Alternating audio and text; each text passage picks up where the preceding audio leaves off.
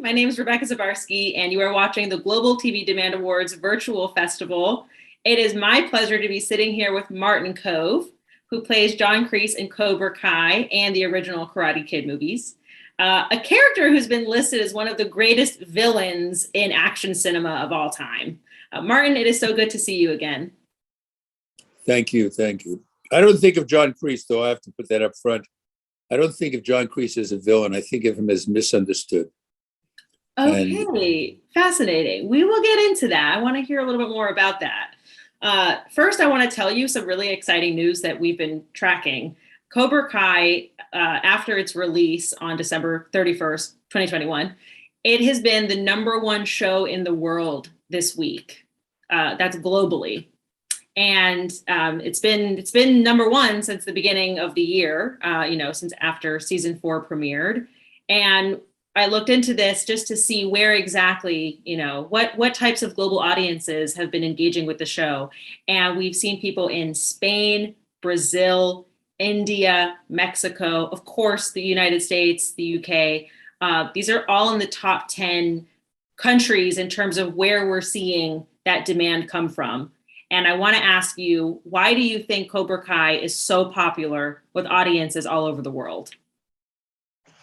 I think it's the same reason that it became popular on YouTube with 20 million views. Astounding. But no one in the industry ever saw it back in those days, in season 1 and season 2. Once it went to Netflix, YouTube was great because YouTube let the writers write whatever they wanted to write and let them do 10 shows. Where in the early days, Netflix made an offer, but just for a pilot. So to take nothing away from YouTube, Netflix does a lot of promotion and have a lot of viewers. I think there's something in each show that is like the Ed Sullivan Show. There's something for everyone. And an entire family can gather around the TV and watch Cobra Kai. 12-year-olds can get something from it. 20-year-olds can get something from it, certainly teenagers. And adults reminisce about the wonderful times they had in 1984 when, they reminisce about the girlfriend that didn't work or the fish out of water situation or being bullied. And now they're adults, they're 35 years older. So those were good times. So people, they recollect those moments. And I think, Billy, Ralph, and I don't look much different, So it's still basically the same entourage of actors, And the good writing. It's just really good writing. And without good writing, when I did Cagney and Lacey, it wouldn't have lasted 6 years and been canceled twice and still come back if it didn't have good writing and you didn't care about the people. So I believe, just like my need to create a new Western and bring back the genre, you must create people you care about. You must create fresh information and approach it on different levels. And that's why Cobra Kai is popular. That's why I hope the Western comes back with some of my endeavors. But it's simpatico. That's what it is. It's vulnerability and simpatico. That's what all these countries identify with, all these viewers. I did a Spanish thing the other day, No Mercy, one of my speeches. And I did it in Spanish because I could speak Spanish. And I did it in Spanish. Last year when I did it, it had 75 million views. Just this same kind of thing. No Mercia, be a badass, whatever I said, I don't know. And that's all it was right to the camera. And, and Netflix wanted me to do it again. So I did it. The amount of viewership is unbelievable.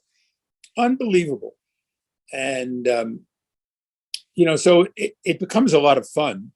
But like last year was all those projects. I mean, 2 seasons of Cobra Kai, 2 movies.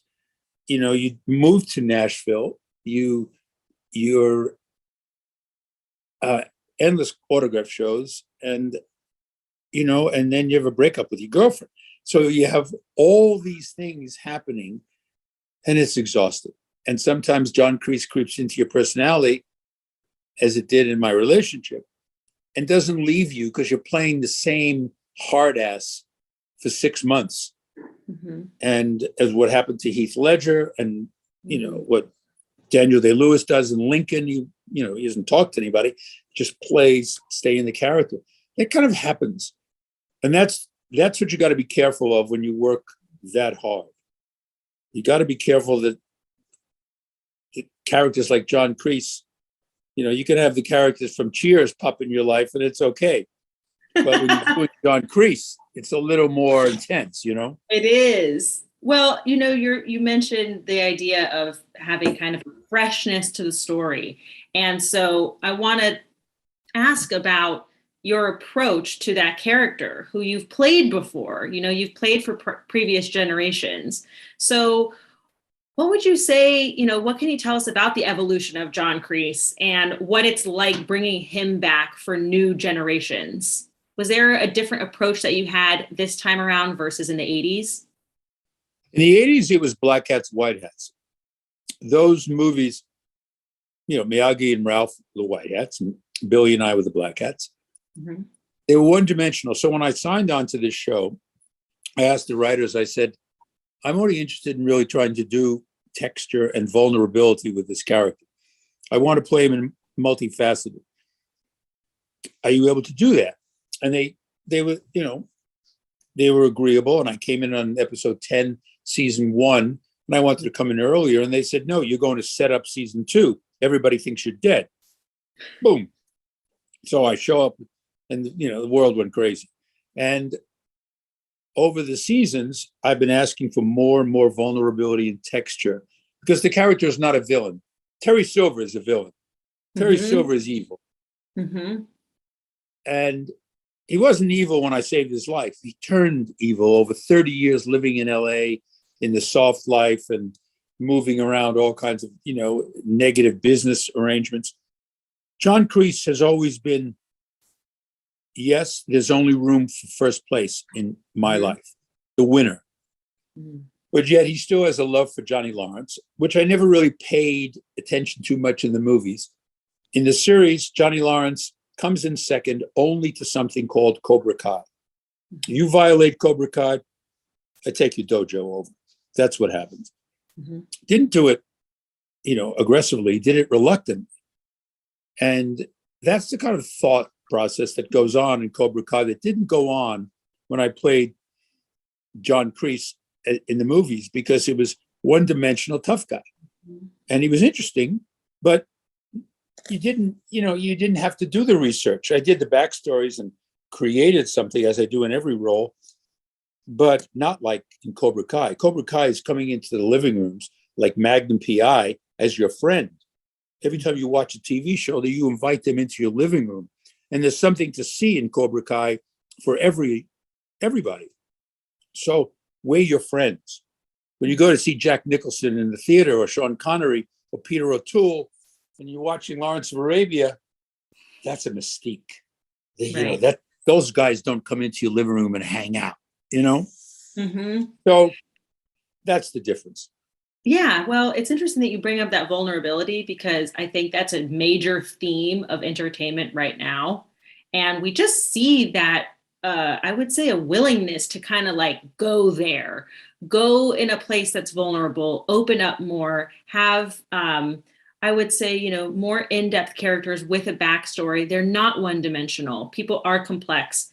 It seems like with the type of dramas that have been released, even these type of stories, there's a little bit more complexity to characters. And I think that's really interesting that you share that with us now, because you've seen it. You've worked through that. You've represented both, past Black and White, and now much more complex characters. I think there's a depth there that we can feel as the audience, like watching that evolution. Very astute. You're very astute. Because that is the first time someone has seen the evolution go on. And I'm proud of it, because that's what I like to do. I cry at supermarket openings, I mean, I'm very sensitive. And you look at John Kreese and you say, oh, how could that guy be sensitive? Bottom line is, I really enjoyed when I played as Becky in Cagney Lacey. I enjoyed the funny stuff more than I enjoyed the macho, the guy, you girls shouldn't be detectives. I was doing Steve McQueen back in those days, Now I'm doing Marty Kove. So it's a whole different deal. And, I just, I like that. When you look back at some of the great Westerns, where it's Good, the Bad, and the Ugly, or The Wild Bunch, or Red River, any of these old Westerns, there was always that vulnerability amidst the macho. And you were more attracted to that than even in those days, in the 50s and 60s.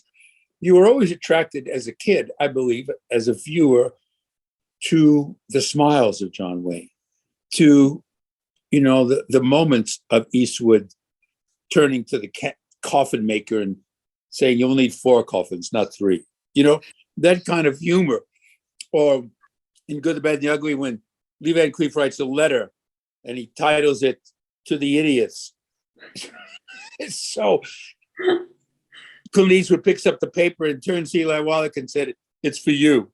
It's classic. I mean, those moments are classic, and they're always amidst action and violence and all. But that's what I think people adhere to, is the humor and the subtlety of simpatico, of liking these people, even though Dirty Harry was a prejudiced son of a bitch. I mean, Dirty Harry was a killer and he was a cop.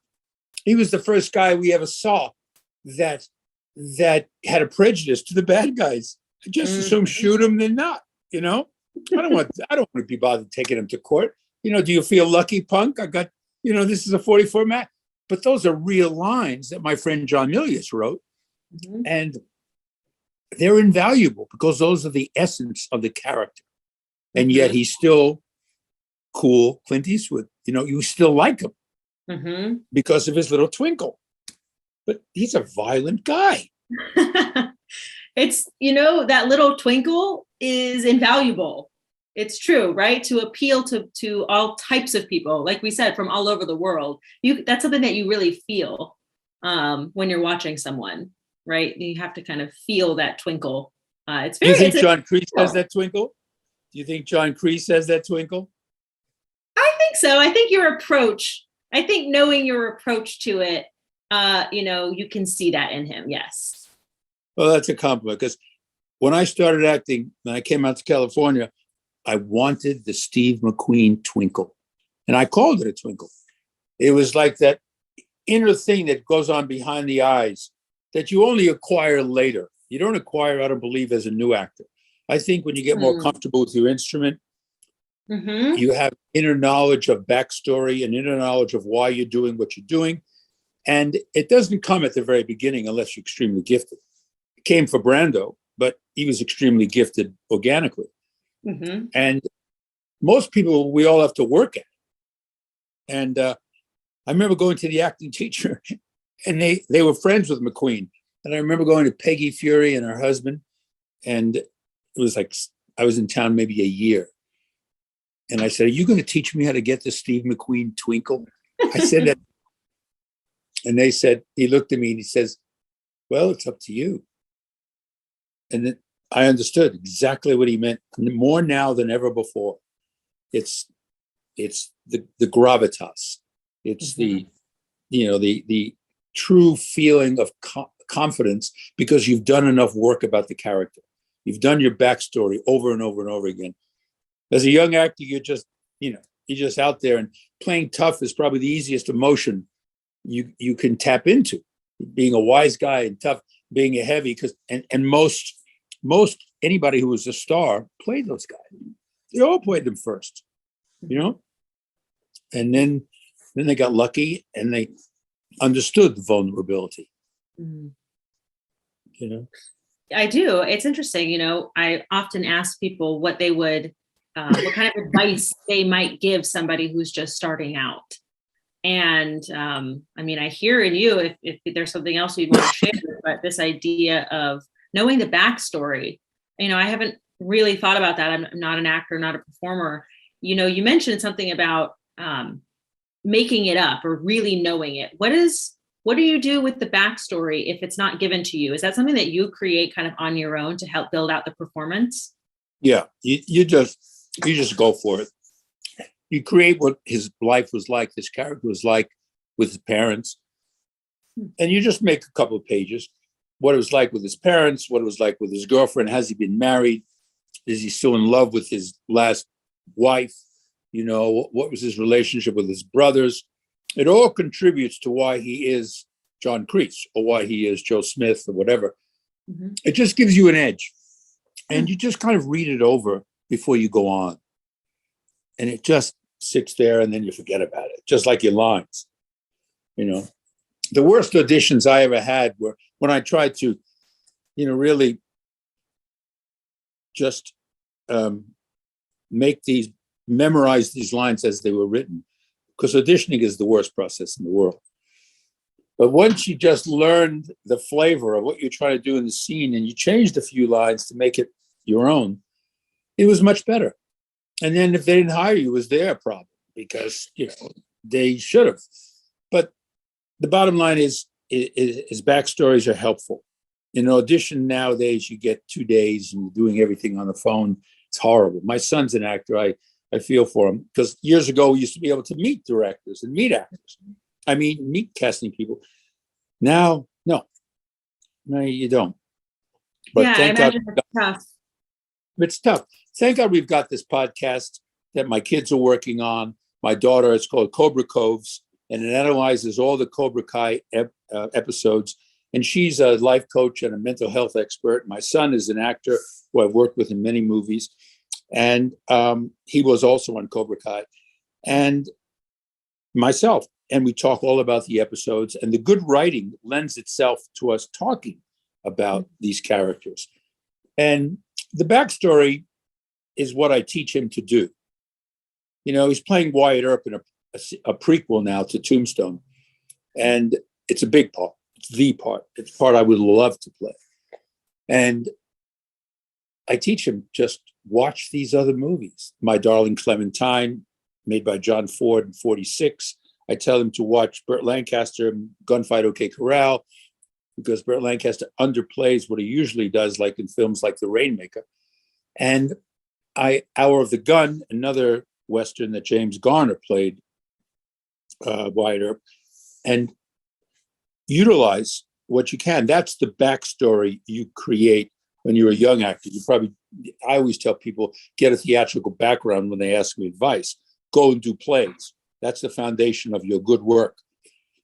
You know, but once you're in Hollywood, I would tell my son, watch these movies for reference. And then look at Wyatt Earp. I did Wyatt Earp with Costner. And, you know, you look at that movie and you see the backstory of what this man was like. And he was a rustler for a while. You know, he had a very strict upbringing. His father was a judge in Missouri. And why he became such a successful marshal? Because he was lucky, like an actor. He didn't get killed. He didn't get wounded. He just was fast on the gun and tried not to kill people. And, you know, but when it came to 1929, when he died, nobody wanted to know the story. It wasn't until he worked with a writer named Stuart Lake where they all learned about the truth of the Gunfight OK Corral, the truth of him being a marshal in Wichita and Dodge, and then ultimately being a technical advisor to the silent movies. And then the guy died. And then the book was published and he became a hero, a romantic hero to America. Right. Wyatt Earp and all those movies started being made, you know? Mm-hmm. So backstory is important. The background is important for a successful job, I believe. And when you're very young, sometimes you skip over that as an actor. And I advocate don't skip over it. All right, darling. Take care of yourself. All right. Thank Call you so me much. anytime. Bye-bye. Bye-bye.